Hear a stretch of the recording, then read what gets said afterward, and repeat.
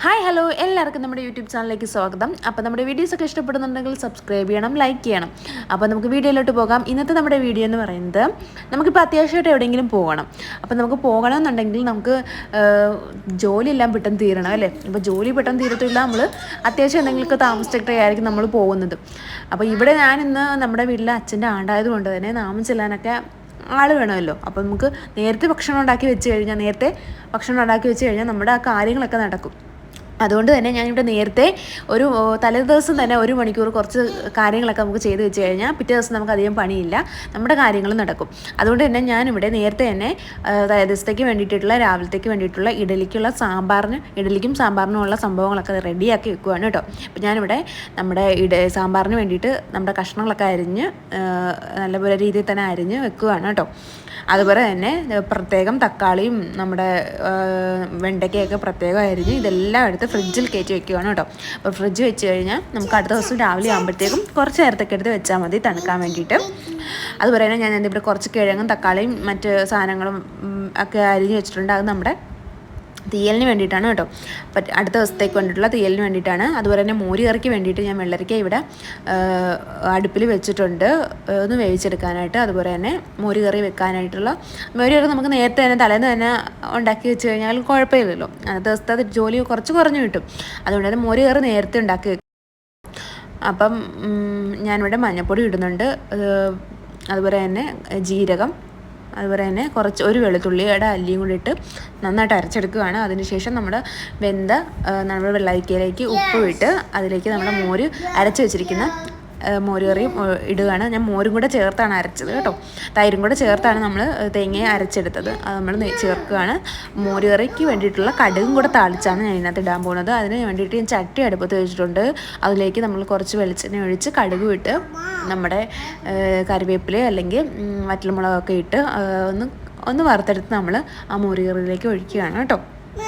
അപ്പോൾ നമ്മൾ ഈ വീഡിയോയിൽ നമ്മൾ പറയുന്നതെന്ന് പറഞ്ഞാൽ നമുക്ക് തലേദിവസം ഒരു മണിക്കൂർ നമ്മൾ മാറ്റി വെച്ച് കഴിഞ്ഞാൽ നമുക്ക് കുറച്ച് കാര്യങ്ങളൊക്കെ ചെയ്ത് തീർത്ത് പിറ്റേ ദിവസം നമുക്ക് ഫ്രീ ആയിട്ടിരിക്കാം. അപ്പോൾ നമ്മുടെ മോര് കറിയും ഇവിടെ റെഡി ആയിട്ടുണ്ട്. ഇനി നമുക്ക് നമ്മുടെ ക്ലീനിങ് ആണ്. അപ്പോൾ നമ്മൾ തലേദിവസം രാത്രി ഞാൻ എല്ലാം ക്ലീൻ ചെയ്ത് വൃത്തിയാക്കി ഇട്ടിട്ടുണ്ട്.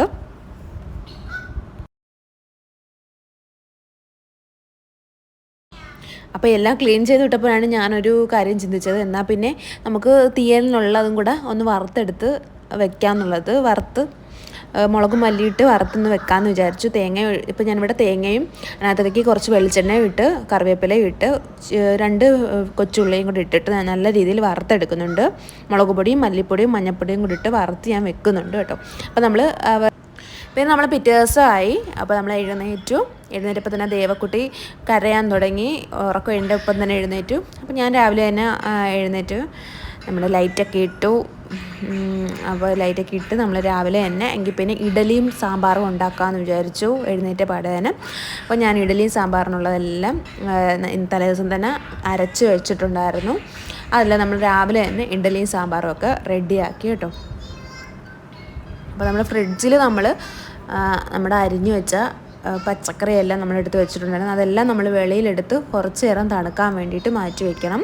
അതുപോലെ തന്നെ കുക്കറിൽ നമ്മുടെ പരിപ്പ് വേകാനായിട്ട് വെച്ചിട്ടുണ്ടായിരുന്നു. ആ സമയത്ത് TV കാണുമായിരുന്നു. അപ്പോൾ നമ്മൾ കുറച്ച് നേരത്തേക്ക് TV കണ്ടാലും കുഴപ്പമില്ലല്ലോ, നമ്മുടെ ജോലി പെട്ടെന്ന് തീരും.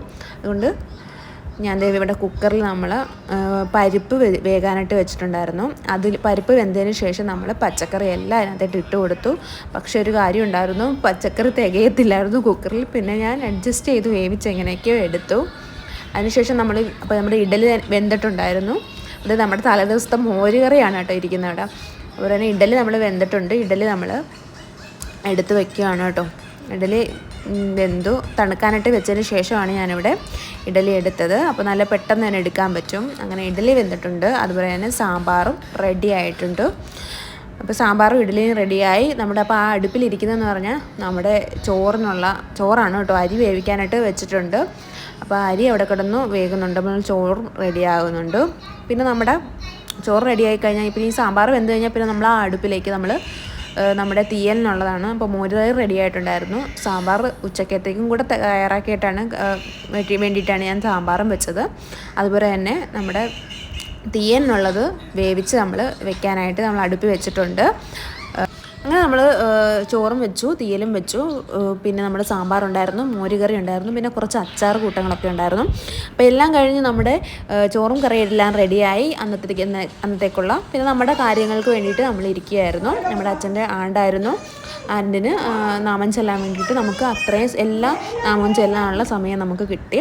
നമുക്ക് അടുക്കളയിൽ കിടന്ന് അത്രയും സമയം കളയേണ്ടി വന്നില്ല. അപ്പോൾ ഇതുപോലെ എല്ലാവരും നമുക്ക് എന്തെങ്കിലും ഒരു കാര്യം വന്നു കഴിഞ്ഞാൽ പെട്ടെന്ന് ഈസി ആയിട്ട് നമ്മുടെ ജോലി തീർക്കാൻ വേണ്ടിയിട്ട് ഇങ്ങനെയുള്ള കാര്യങ്ങൾ ട്രൈ ചെയ്യുക. നമ്മുടെ വീഡിയോ ഇഷ്ടപ്പെട്ടെങ്കിൽ സബ്സ്ക്രൈബ് ചെയ്യണം, ലൈക്ക് ചെയ്യണം. മറ്റൊരു വീഡിയോ ആയിട്ട് വീണ്ടും കാണാം.